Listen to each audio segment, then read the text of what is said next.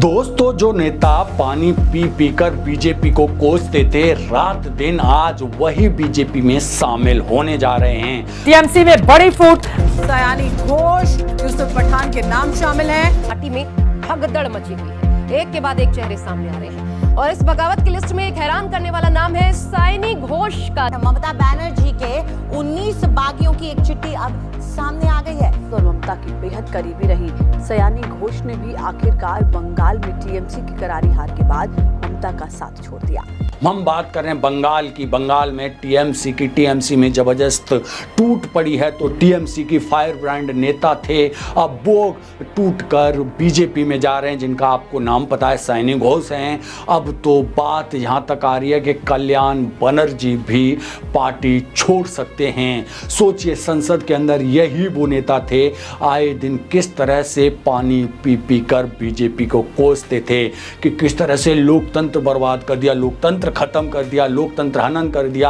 अब ये नेता अब जाके बीजेपी में लोकतंत्र बचाएंगे, लोकतंत्र की रक्षा करेंगे बीजेपी में जाकर। जिन तस्वीरों को देखिए, यही वो नेता हैं जो कहते थे कि देश में बीजेपी माहौल खराब कर रही है, देश में आग लगा रही है, किस तरह से ये आरोप लगाते थे। अब यही वो नेता हैं जो अब जैसे टीएमसी बंगाल से सरकार से बाहर हुई, सत्ता से बाहर हुई, अब वही लोग अब जाकर बीजेपी में मलाई खाने जा रहे हैं। अगर आपको डर नहीं है, आपको डर नहीं है, आपने भ्रष्टाचार नहीं किया है, आपने कुछ नहीं किया है, तो आप डर क्यों रहे हैं? आज टीएमसी का इतना बुरा हाल हो गया है कि उनके नेता अब उन्हें छोड़कर जा रहे हैं। और वो कहाँ जा रहे हैं? बीजेपी में जा रहे हैं। और हमेशा बीजेपी पे आरोप लगते रहे कि बीजेपी बॉसिंग मशीन है, जिसमें कोई भी नेता आता है, कोई भी भ्रष्टाचारी आता है और वो धुलकर साफ हो जाता है।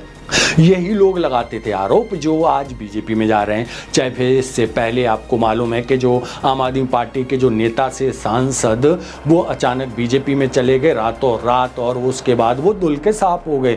जो आरोप लगाते थे अब वो आरोप निराधार हो गए। इसी तरह से बड़े बड़े नेता जो टीएमसी के थे, वो आरोप लगाते थे, वो भी जाके बैठ गए। क्योंकि जब आपने कोई गलती नहीं की तो आपको डर क्यों है? क्योंकि अब तो आपको सत्ता की मलाई खानी है, चाहे इधर रहो चाहे उधर रहो। सोचिए उस आम जनता का जिसने इन पर भरोसा करके वोट दिया था, इन नेताओं पर कि ये टीएमसी में है, टीएमसी में उन्होंने जिता के विधायक बनाया, सांसद बनाया, और इन्होंने उन जनता, उन लाखों करोड़ों वोटरों की उम्मीदों पर पानी फेर दिया, जिन्होंने इन्हें बनाकर संसद में भेजा था, जो विधानसभाओं में भेजा था। अब वो टीएमसी को तोड़कर, टीएमसी में टूट डालकर, फूट डालकर वो किस तरह से उनकी उम्मीदों पे खरे नहीं उतर रहे। सोचिए, ये नेता सत्ता के इतने भूखे हैं कि वो जैसे ही कोई पार्टी सत्ता से बाहर होती है और ये नेता दूसरी पार्टी में जाके कूद के बैठ जाते हैं। बीजेपी इन नेताओं को किस तरह से कोसती है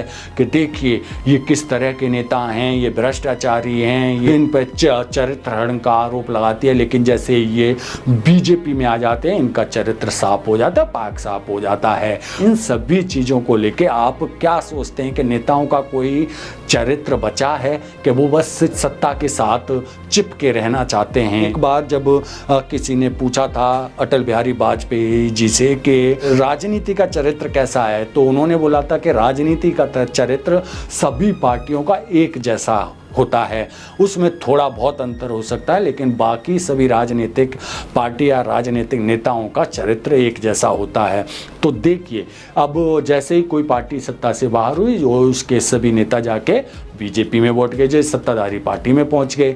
तो अब सोचिए, हम किस लोकतंत्र में जी रहे हैं कि जहां जिसका मन होता है वहां चला जाता है, जहां जिसकी मनसा होती है वहां चला जाता है। फिर लोकतंत्र बचा कहाँ? जब मन चाहे जिस पार्टी को तोड़ लो, जब मन चाहे विधायक को तोड़ लो, जब मन चाहे सांसद को तोड़ लो, जब मन चाहे किसी नेता को डरा दो, ईडी सीबीआई घर भिजवा दो, जब चाहो तब कुछ भी कर लो। मतलब सब कुछ आपके हाथ में है, आप बस खुदा बन के बैठे हैं। जो चाहेंगे वो आप करेंगे, जो चाहेंगे आपके नेता करेंगे, फिर चाहे कुछ भी हो, किसी भी हद तक जाना पड़े। चुनाव आयोग मूक दर्शक बना बैठा रहता है, इन सभी चीज़ों पर आंख बंद कर लेता है और चुनाव आयोग इन सभी चीज़ों को लेके कभी भी सामने नहीं आता, अपनी प्रतिक्रिया नहीं देता, जबकि चुनाव आयोग की ड्यूटी है कि इन सभी चीज़ों पर वो नज़र रखे, इन सभी चीज़ों को ध्यान में रखे काम करे। लेकिन नहीं, ममता बनर्जी नरेंद्र मोदी से नहीं डरती, ईडी से नहीं डरती, सीबीआई से नहीं डरती, किसी से नहीं डरती। हाँ साहब, जब सत्ता थी तब तक नहीं डरती थी, उनके साथ में सभी नेता थे, सभी सांसद थे, मुस्लिम लोगों का सपोर्ट था, मुस्लिम जो कार्यकर्ता थे उनका सपोर्ट था। लेकिन सत्ता से बाहर होते ही सभी लोग, जो मुस्लिम विधायक हैं वो भी टूट रहे हैं, जो लोग सांसद हैं वो भी टूट रहे हैं। टीएमसी के पास कोई ऑप्शन नहीं बचा है कि अब वो करें तो करें क्या। जो इनके जो सबसे बड़े नेता थे, जो जिन पर टीएमसी कूदती थी, या यूं कहें कि शत्रुघ्न सिन्हा, जो वो बोलते थे बाबू मोसाय खामोश, उन्होंने अब टीएमसी को भी खामोश कर दिया, उन्होंने टीएमसी में टूट डाल दिया है। एक तरफ जब वो आए थे बीजेपी से बाहर निकल के, तो उन्होंने टीएमसी ज्वाइन की, टीएमसी ने उन्हें सांसद बनाया।